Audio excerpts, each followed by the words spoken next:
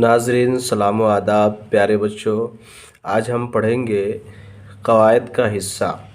क़वायद में सबसे पहले हम ये पढ़ेंगे कि इस्म किसे कहते हैं। आपने इब्तदाई उर्दू पढ़ी होगी, आपने इब्तदाई उर्दू 5वीं जमात की पढ़ी होगी, जो इंट्रेंस में दाखिल निसाब है, सिलेबस में है। उसमें चैप्टर और कहानी और नज़मों के साथ साथ क़वायद का भी हिस्सा है, जिसमें अल्फाज़ व मानी है, मुतज़ाद अल्फाज हैं, उसके बाद फिर इस्म और ज़मीर है और उसकी क़िस्में हैं। तो ये सब क़वायद के हिस्से में आते हैं। तो आइए आज देखते हैं। सबसे पहले हम ये जानते हैं कि इस्म किसे कहते हैं। जैसा कि आप देख रहे हैं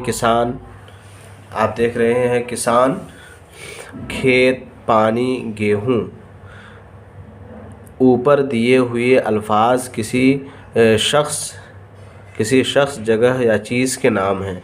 ज़ाहिर सी बात है, किसान ये शख्स का नाम है, पर्सन का नाम है।